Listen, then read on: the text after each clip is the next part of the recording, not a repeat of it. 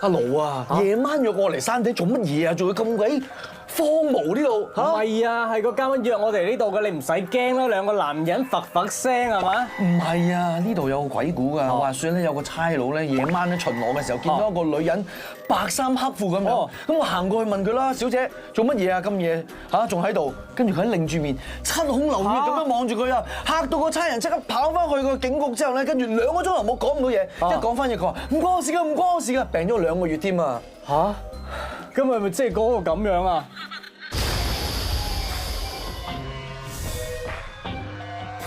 你哋係咪講緊我啊？唔關我事啊！唔關我事啊！走！唔關我事！呢兩個搞咩啊？我等咗好耐啦。咩事啊？冇嘢。冇嘢。點解會咁嘅？我哋頭先見到個人咧，好似你嘅。咁會唔會？就係佢男人聲喎。嚇？係啊，同埋醜好多㗎。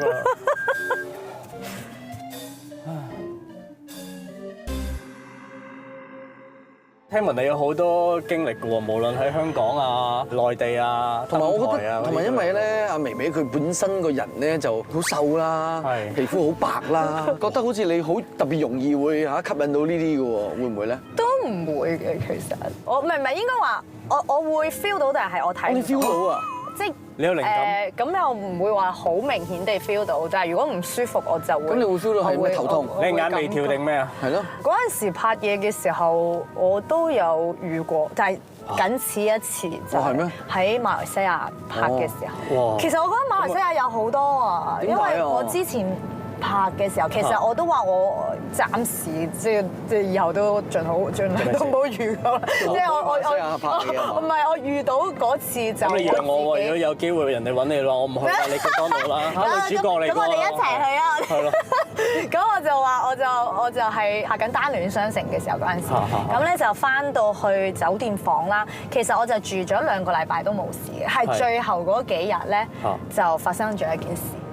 就係我床頭咧就有個即係類似好似即係嗰啲時鐘咁樣嘅盒嗰啲咧，咁我唔知道嗰啲係啦，咁就唔知咩嚟，亦都唔知道佢係做乜嘢啦，亦都冇喐過佢。咁咧有一日就我朝頭早6點鐘，突然之間個廣播響。即係嗰好似收音機咁樣嘅，佢就係收音機，但係我唔知道原來佢係收音機，咁佢突然之間就響啦，咁我咪嚇醒咯，即係佢講緊嗰啲馬拉文，即係好似嗰啲廣播咁樣嘅，咁我就哇咩事啊咁樣，其實我就醒咗啦，但係我又冇諗咁多，因為好攰啊，咁拍戲攰啊嘛，咁我又好攰啦，咁我就掹咗個插數啦，即係我又唔知點撳，又唔識點樣識，咁啊直接掹咗個總掣咁樣，跟住佢轉咗女聲，原本係男聲喺度講過，佢轉咗女聲喺度講緊嘢，就掹咗喎。冇錯啦，呢個先至。哇！跟住你知咁，我個人咧就你就好驚啦，但係我唔係表現出好驚，我嗰陣時我而家都佢哋喺度笑我，就話我係睡寶嚟，我同佢講，我同佢講話即係唔好意思，我真係好攰，俾我唞一唞啦咁樣，跟住我繼續瞓。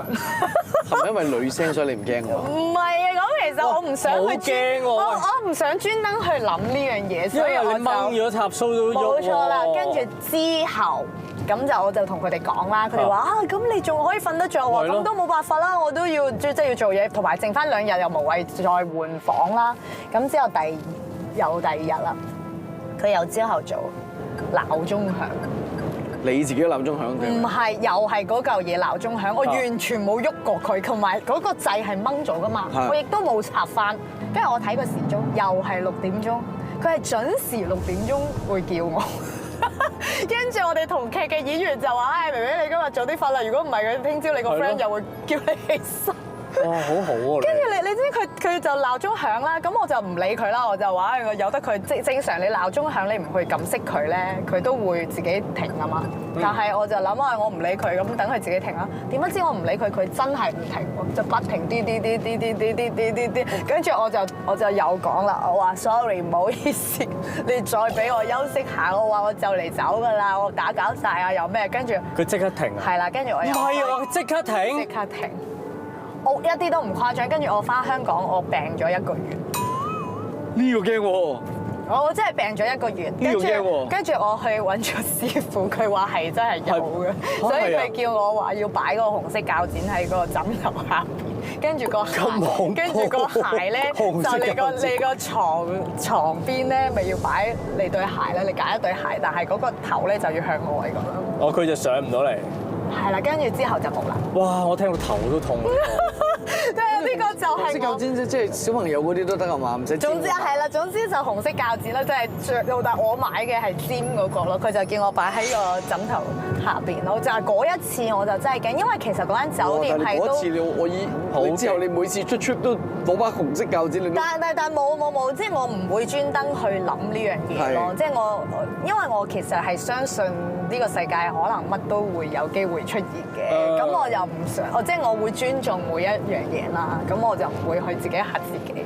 但係嗰一次就，你話驚唔驚？其實好似你嚇親嘅時候，但係你唔會嚇親啊！好驚！你嚇親係咁一路有道氣屈咗喺入邊就嚇親咯。咁之後翻嚟就咁你個病係點病法咧？咪發燒咯，一路都病㗎。即係食藥又唔係點好，或者好少少又再病翻，定係點啊？總之就一路都唔舒服。咁你幾耐先至覺得喂，其實我可能唔係真係病喎，可能我真係領嘢喎。即係你幾時揾師傅咁係？咁其實我一翻嚟就即係都病咗可能1個禮拜啦，咁我就開始覺得唔對路。都係啦，其實唔係專登去揾師傅嘅，即係咁啱傾開，即係傾開啲嘢咁就誒，你揾下邊個啦？邊個師傅好勁㗎？你揾下睇下佢啦。你個樣咧好。咁又冇嘅，即係其實又唔係話去到或者好嚴重，只不過你係 feel 到，即係我就話我 feel 到，但係我睇唔到。咁師傅會唔會同你講話你領咗個係咩人啊嗰啲？咁又冇，佢只係話的確係有啲咁嘅嘢出現